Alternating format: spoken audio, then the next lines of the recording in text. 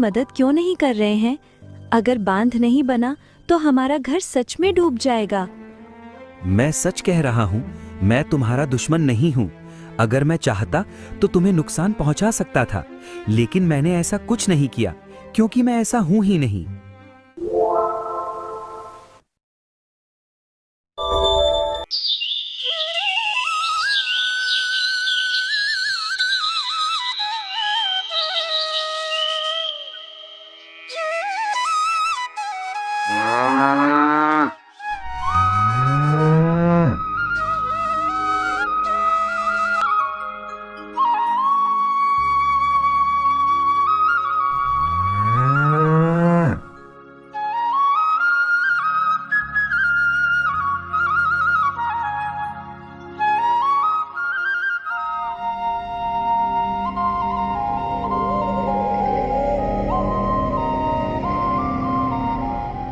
मोहन, कब तक सोएगा? देख, सूरज निकल आया है। तेरे पिताजी कब के खेत पहुंच गए। अब तो उठ जा बेटा। माँ, बस 5 मिनट और सोने दो ना। आज सच में तबीयत ठीक नहीं लग रही है। थोड़ा आराम करने दो। अजीब बात है, खेत की बात आते ही तेरी तबीयत खराब हो जाती है और दोस्तों के साथ घूमने में कभी कुछ नहीं होता।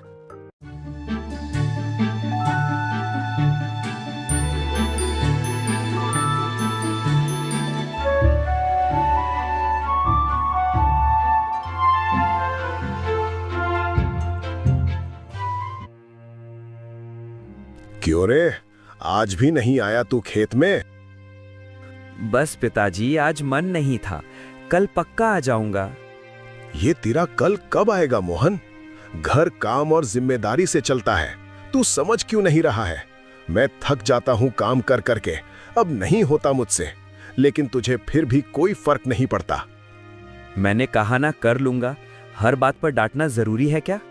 डांट तुझे इसलिए पड़ती है क्योंकि काम और जिम्मेदारी तुझे बोझ लगती है, और अगर ऐसा है तो ये घर भी तुझे बोझ लगता होगा ना।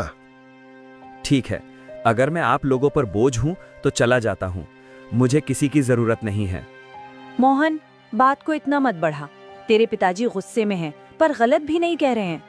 नहीं माँ, आज के बाद किसी को शिकायत का मौका नहीं दूंगा।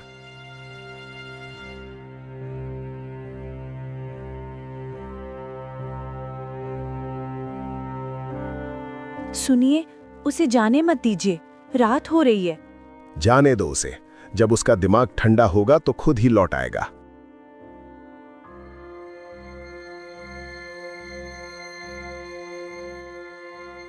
घर से निकलने के बाद धीरे धीरे अंधेरा होने लगा।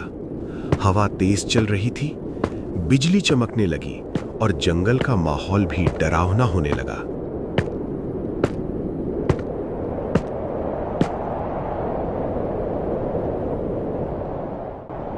ये मैं कहाँ आ गया?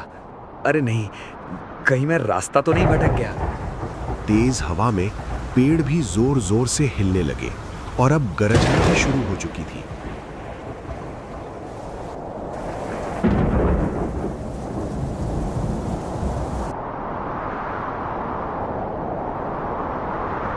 कहीं घर से निकलकर मैंने कोई गलती तो नहीं कर दी?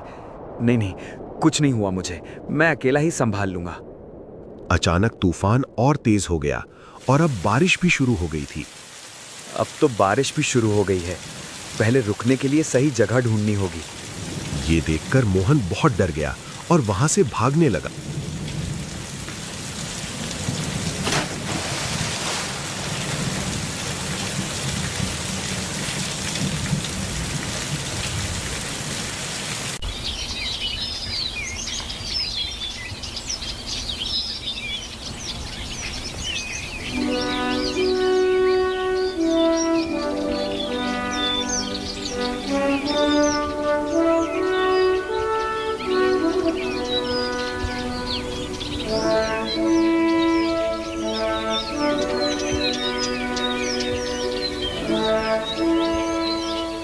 अरे ई का रचुआ, इतना बड़ा आदमी! हमने तो आज तक ऐसा कोई इंसान नहीं देखा। कहीं ये बोई तो नहीं? जिसने रात को तूफान बनकर हमारे घरों को नुकसान पहुंचाया हो? हाँ भोलू भैया, मुझे भी यही लग रहा है। जरूर यही होगा। जरा देखो तो इसके पैर कितने बड़े हैं। अगर ये गलती से भी उठ गया तो हमारी चटनी तो वैसे ही बना देगा। सब लोग पीछे हट जाओ, कोई भी इसके पास नहीं जाएगा। क्या पता ये क्या कर दे। हम पीछे क्यों हटे? इसकी वजह से हमारे कई घर टूट गए हैं, हमारी फसलें बर्बाद हो गईं। इसे ऐसे ही जाने नहीं देना चाहिए। लेकिन राजू, ये बहुत बड़ा है। अगर ये गुस्सा हो गया तो हमारा पूरा गांव खत्म कर देगा। ए राजू, तुम्हें पता भी है तुम क्या बोल रहे हो? जरा एक नजर वहां डालो और फिर खुद को देखो, फिर बोलना ये सब। बड़े आए उसे रोकने वाले। जाओ तुम यहाँ से, पहले मुखिया जी को बुला कर लाओ, फिर देखते हैं क्या करना है इसका।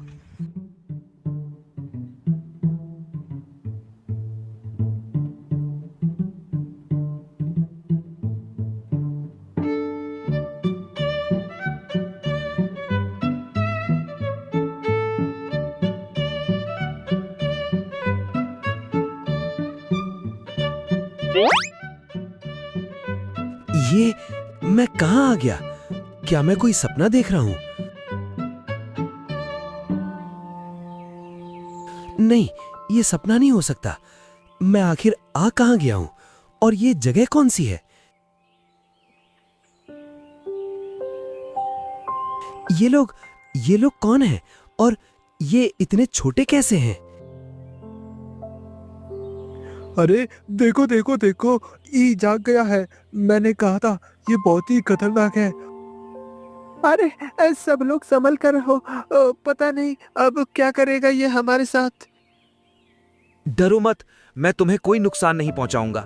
मुझे खुद समझ नहीं आ रहा है कि मैं यहां कैसे आ गया। शुरुआत में सब लोग मोहन से डरे हुए थे। कोई भी उस पर भरोसा करने को तैयार नहीं था। नहीं, हम इसकी बातों में नहीं आने वाले। ये बहुत बड़ा है, कभी भी हमें नुकसान पहुंचा सकता है। हाँ, मुझे भी इस पर भरोसा नहीं है। मैं सच कह रहा हूं, मैं तुम्हारा दुश्मन नहीं हूं। अगर मैं चाहता तो तुम्हें नुकसान पहुंचा सकता था, लेकिन मैंने ऐसा कुछ नहीं किया, क्योंकि मैं ऐसा हूं ही नहीं। रुको, पहले ये बताओ तुम कौन हो और हमारे बूंदनगर गांव में कैसे आ गए? मेरा नाम मोहन है। मैं अपने घर से गुस्से में निकल आया था। रास्ते में तूफान आ गया। मैं भाग रहा था और फिर मुझे कुछ याद नहीं। जब आंख खुली तो मैं यहां था। तो तुम जानबूझकर यहाँ नहीं आए? नहीं, मुझे तो ये भी नहीं पता ये जगह है कहाँ। हो सकता है मुखिया जी ये हमें बेवकूफ बना रहा हो। सच क्या है ये वक्त बताएगा, लेकिन जब तक हमें यकीन नहीं हो जाता तुम हमारे गांव में रहोगे, हमारी निगरानी में।